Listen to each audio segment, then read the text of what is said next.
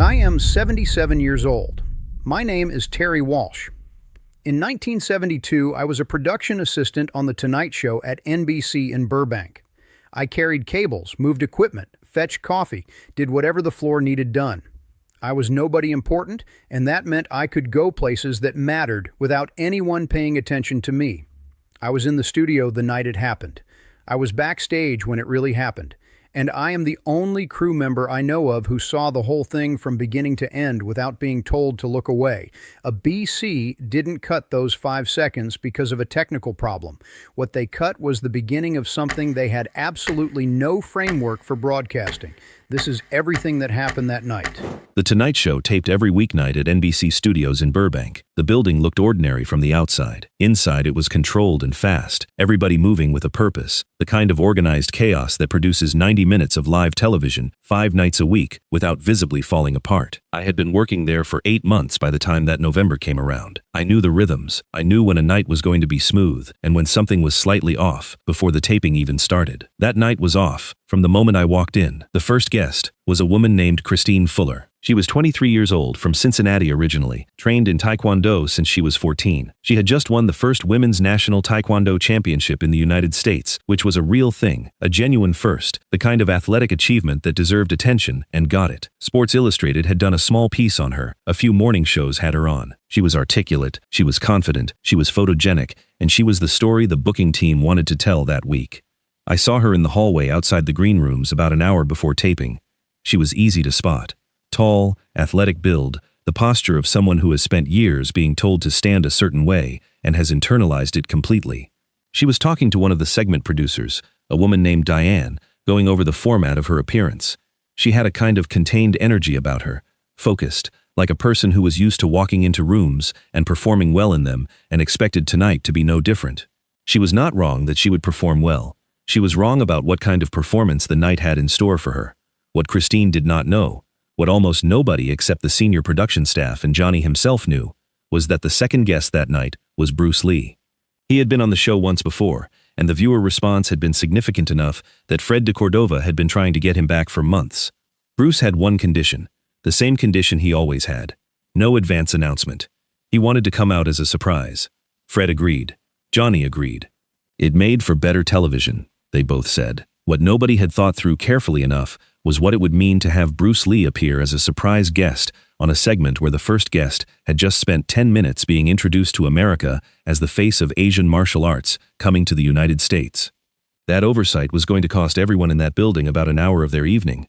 Bruce arrived at 5:30. I saw him come in through the side entrance, the one the regular crew used, the one that kept guests from running into each other in the main hallway. He was wearing a dark jacket, regular trousers, nothing that drew attention. He moved through the corridor with the particular quality he always had of being completely present without performing presence, if that makes sense. He knew exactly where he was going, and he went there without making anything of it. He got to his green room. I walked past about 20 minutes later, and the door was slightly open, and I could see him sitting in the chair with his eyes closed and his hands folded in his lap. Not sleeping, just still. The way someone is still, when being still, is something they've actually practiced. Christine's green room was 3 doors down. I walked past hers too. She was up, moving around, going over notes, the preparation of someone who takes public appearances seriously and wants to be ready. Nothing wrong with that. Good instinct. The show started at 8:30. Johnny's monologue landed well that night. I remember that. He was in a good rhythm. First segment went smoothly. Then it was time for Christine. She came out and the crowd gave her genuine applause, warm and real.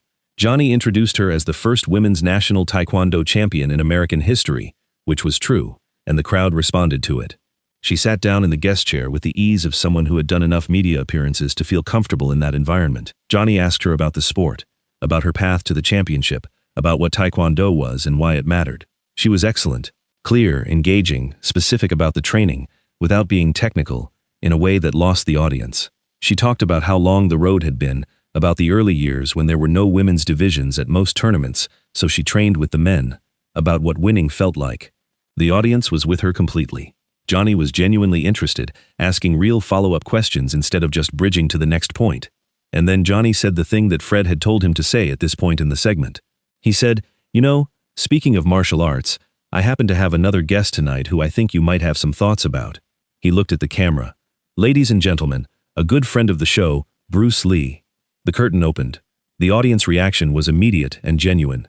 Not polite applause, real recognition, real excitement, the particular sound a crowd makes when someone walks out who they actually wanted to see. Bruce came through the curtain the same way he did everything. Even pace, no performance of confidence, just a man walking through a curtain toward a chair. He shook Johnny's hand. He nodded at Christine. He sat down. Christine looked at him. I was watching from the far side of the stage, near the camera 2 position, close enough to see faces. Christine's expression when she looked at Bruce was not hostile. Not yet. It was more like the expression of someone who has just been handed a situation they weren't expecting and are quickly figuring out what they think about it. She looked at him the way you look at something you're categorizing, trying to find the right mental drawer to put it in. Bruce looked back at her the way he looked at everything, calmly and with complete attention. Johnny steered the conversation toward the obvious topic. 2 martial artists on the same couch, 2 different backgrounds. What did they think of each other's disciplines? What were the differences? What were the similarities? Standard stuff. The kind of conversation that produces pleasant television and a few interesting moments without anyone getting hurt. For the first few minutes, it went exactly that way. Bruce talked about the roots of what he did, about Jeet Kune Do, about the philosophy of absorbing what was useful from different systems and discarding what wasn't. Christine talked about Taekwondo's emphasis on kicking, about the power generation possible from the legs versus the arms, about why the Korean tradition had developed the way it had. They were both articulate, and they were both interesting, and the segment was going exactly the way Fred had hoped it would go. Then Christine said something that shifted the temperature. It was almost casual, almost like she was just making a point about the industry, rather than about the man sitting next to her. She said that she thought it was interesting that the public face of martial arts coming out of Asia at that moment was primarily coming from film. She said she thought that created a particular perception problem, because film martial arts and real martial arts were different things, and the person the public was most associating with real kung fu was someone whose primary job was to make things look good on camera rather than to actually fight. Johnny blinked. He had been in television long enough to hear when something had just gone sideways, and he'd been in this particular chair long enough to know how to handle it. He laughed lightly, the practiced laugh of a host redirecting, and he started forming the sentence that was going to take the conversation somewhere safer.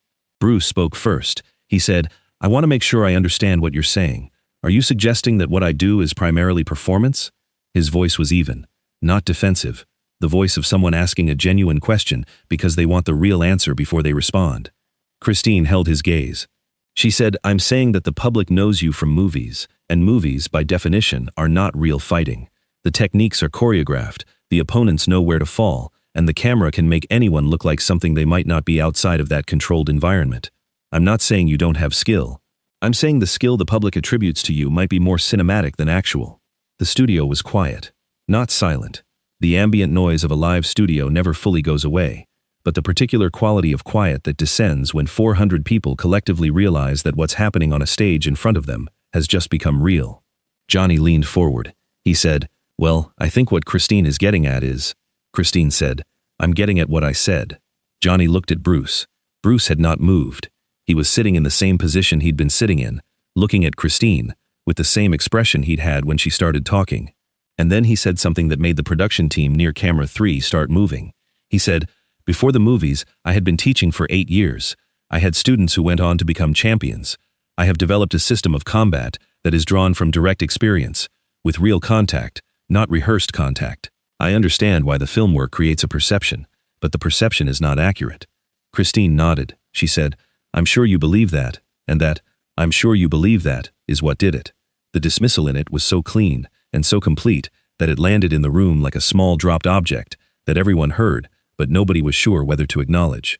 If you think that was the most dismissive thing she said in the first segment, wait until you hear what happened when they came back from commercial. Johnny called the break so fast it surprised even the floor director. He was up from behind his desk before the on-air light had fully changed, moving toward the couch with the particular speed of a host who has spent 30 years pulling conversations back from edges and knows he needs to get to this one right now. I was close enough to the edge of the set to hear what he said to Christine during the break. He kept his voice low and professional, but the message was clear. He said something like, I need you to understand that what you just did is going to create a problem for this show if we let it continue, and I don't want it to continue. So when we come back, I need you to bring this down a level. Christine said, I wasn't being disrespectful, I was being honest. Johnny said, There's a version of honest that's also civil. I'd like to use that version. She looked at him for a moment. Then she said, okay. She said she understood. She said she would bring it down. She did not bring it down. The commercial ended. The on-air light came back. Johnny smoothed his jacket and settled into his professional warmth like pulling on a coat he'd worn for decades. He started the second portion of the segment by asking Bruce about the philosophy behind Jeet Kune Do, a safe question, a topic that would let Bruce speak at length without anything sharp having to happen. Bruce had been answering for maybe 40 seconds when Christine cut in.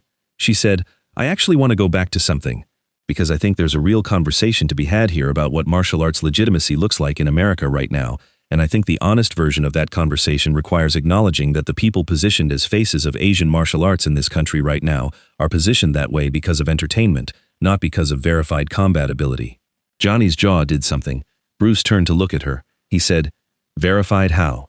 Christine said, competition, sanctioned competition, against real opponents who are actually trying to beat you, under real rules, with real judges. That's how you verify combat ability. Not box office numbers. Bruce said, I've spent more hours in real contact training than most competition fighters spend in their entire careers. Christine said, training isn't competing.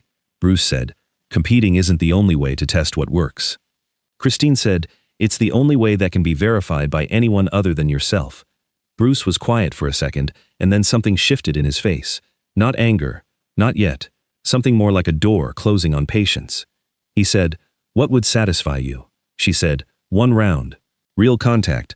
Let's see what you can do, Johnny said, in a voice that was managing 2 things at once, the audience and his own nerves. Now that's not something we're going to be able to, Christine said. I'm serious. You say you're a real fighter. I'm a national champion. Let's be real fighters together for 1 round, and let the audience decide what they're looking at. 400 people made a sound.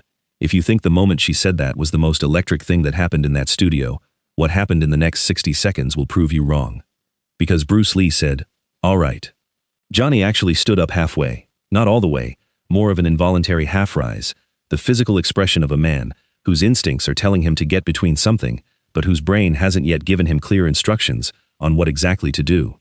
He said, Bruce. Bruce said, she's asking a real question. She deserves a real answer. Christine looked at him. For the first time that night, her expression was something other than assured. There was a reassessment happening behind her eyes, quick and private, the look of someone running a calculation they'd assumed was going to produce 1 number and are suddenly uncertain it will. She said, right here, right now. Bruce said, if that's what you want. Backstage, I can tell you from being in the room next to the floor, the production team had split into 2 camps, inside about 30 seconds. One group, led by the segment producer Diane, was pushing hard to shut it down. She was on the earpiece telling Johnny to cut to commercial, telling the floor director to get security positioned, telling everyone who would listen that they were not going to air an unsanctioned physical confrontation between 2 guests on The Tonight Show, and that was final. The other group, smaller but louder in a specific way, was the people thinking about what the ratings would look like if this actually happened on live television. I watched this argument happen in real time about 12 feet from the studio entrance, 2 producers nearly chest to chest over a clipboard, one of them saying, we cannot, and the other saying, do you understand what this is? And neither of them getting a clean answer out before the situation resolved itself on its own. Johnny called commercial. The fastest cut in the history of that show, probably. The on-air light dropped, and the floor director was already moving onto the set, and security had appeared from somewhere, and was positioned between the couch and the open area of the stage. For a moment it looked like it was going to be contained, like Johnny was going to get them separated and calmed down, and the segment was going to end with everyone smiling tightly and promising the audience they'd been about to see something very exciting, but unfortunately, time constraints, and the show would move on. Then Christine said something into the empty air of the studio during the commercial break that everyone within 10 feet heard. She said, you back down, in front of 400 people. That tells me everything I needed to know. She wasn't even looking at Bruce when she said it. She was looking at her nails. I watched Bruce Lee's face when those words landed. I was 15 feet away, behind camera 2, and I had a clear angle, and what I saw happen in his expression was not the anger you'd expect. It was something quieter than that, and much more final. The look of a man who has made a decision, and the decision is very simple, and he is done discussing it.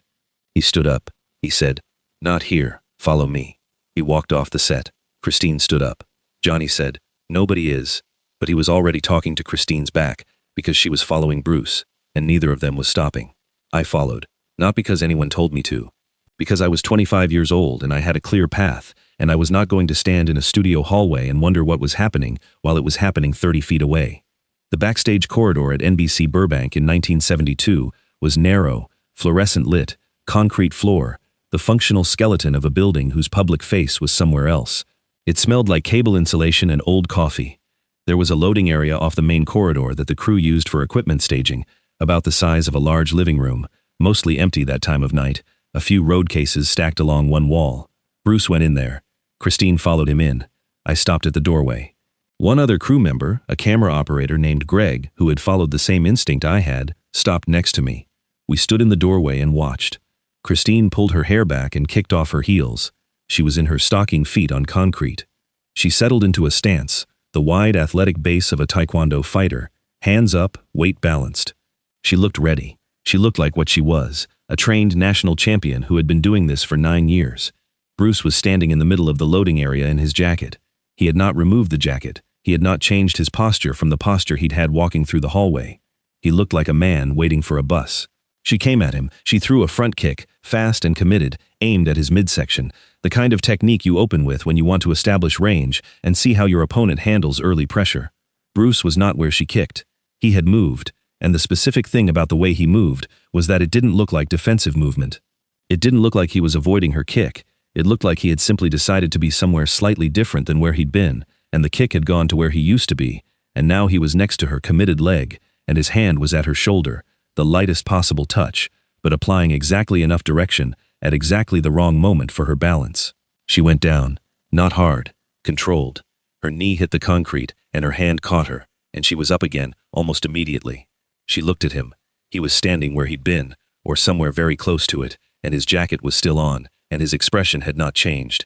She came again, this time a combination, front kick to set up a spinning back kick, the kind of sequence that had won her the championship, because most people couldn't handle the transition between the two techniques at the speed she threw them. Bruce slipped the front kick the same way he'd slipped the first one, the same small lateral movement that relocated him relative to the kick rather than removing him from the exchange, and when the spinning back kick came, he was inside it, too close for it to generate force, and his hands did something at her hip and shoulder simultaneously that introduced a direction into her spin that she hadn't chosen. She went down again, this time onto both hands, catching herself at the last second. She stayed down for a moment, not hurt, processing. She got up and looked at him, and her expression had changed completely. The assurance that had been there all night, the cool certainty that had produced every dismissive thing she'd said in that studio, was gone. Not replaced by anger, not replaced by humility. Just gone, stripped away, leaving something more uncertain and more honest underneath it. She said, "How are you doing that?" Bruce said, "What specifically?" She said, "I can't find you. I'm looking at you, and I throw, and you're somewhere else." Bruce said, "You're looking at where I am. Try looking at where I'm going." She considered this for a moment, then she came again, slower this time, more deliberate, trying to read him before committing. She threw a testing jab, something to get a response from, to see how he moved in response to something small before she committed to anything large. He didn't move away from it. He moved with it, slightly, just enough to take the force out of the contact without removing himself from the exchange, and his response was a single palm strike, controlled and precise, that connected with her shoulder with enough specific force that her entire right side stopped doing what she'd told it to do, for about a second and a half. She sat down on the concrete, not fell, sat, like the decision had been made, below the level of her conscious control, and she was catching up to it as it happened. She sat there for a moment, and then she did something I had not expected and did not fully understand until later. She started crying, not from pain. Nothing he'd done had hurt her in any significant way, from something else, something that happens when a person who has been very certain about something for a very long time is shown in the space of about 90 seconds that the certainty was incomplete. The crying was quiet and brief, and she pulled herself back from it fast, but Greg next to me in the doorway saw it too, and I know from talking to him later that he was as surprised by it as I was. Bruce did something then that I think about more than the fighting itself. He sat down on the floor, across from her, not above her, not standing, not offering a hand down from a standing position. He sat down so they were at the same level, and he said, quietly enough that I had to lean in slightly to hear it from the doorway, "You're good. The kicks you threw in the studio demonstration were clean and fast and real. What you've built is real. She wiped her face with the back of her hand. She said, "Then why can't I touch you?" He said, "Because you've trained to fight people who fight the way you expect people to fight. The patterns you know are good patterns. I just don't fit them." She said, "That's not a skill. That's just being unpredictable." He said, "Unpredictable is a skill. Maybe the hardest one. Anybody can learn a technique. Very few people can make themselves genuinely hard to read." She was quiet. He said, "What you said tonight in there, about film and legitimacy." She said, "I stand by it." He said, "I know you do. That's why I followed you back here." She looked at him. "So you had something to prove." He said, "No. You had something to prove, and you were going to carry that around until it got answered. Better to answer it."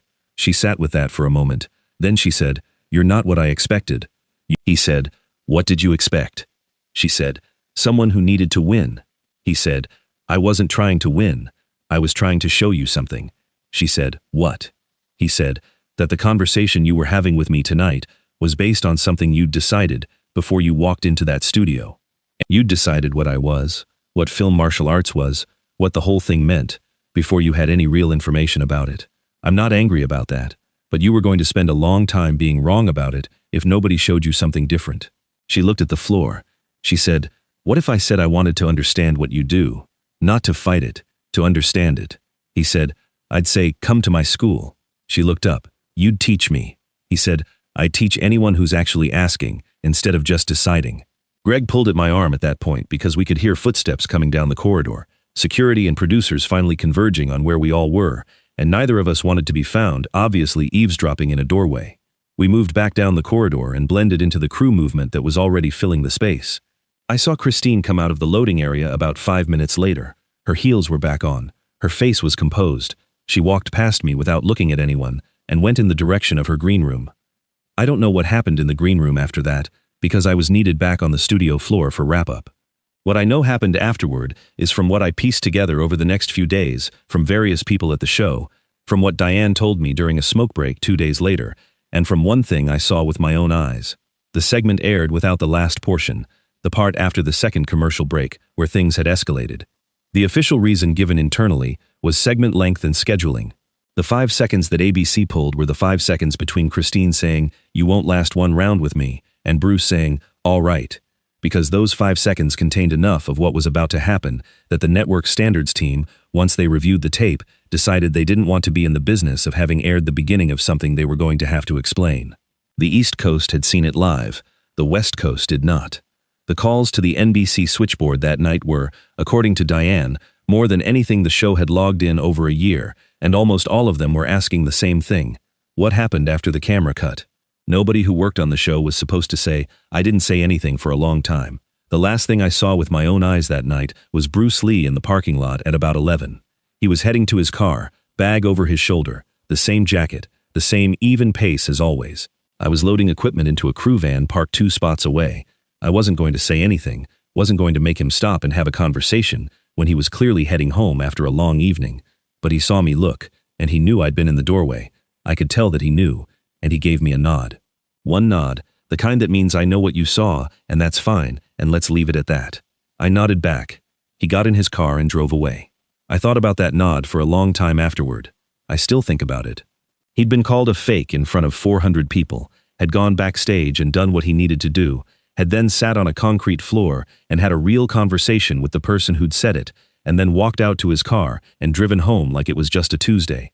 Because for him, I think it probably was. That's everything I saw. That's the whole night. I've been a crew member, then a floor director, then a producer at 3 different networks over the past 50 years, and I've been in a lot of rooms where interesting things happened. Nothing has stayed with me the way that loading bay did. 45 square feet of concrete floor and fluorescent light, where one person asked a real question and another person gave a real answer, and neither of them needed a camera to do it. That's the story.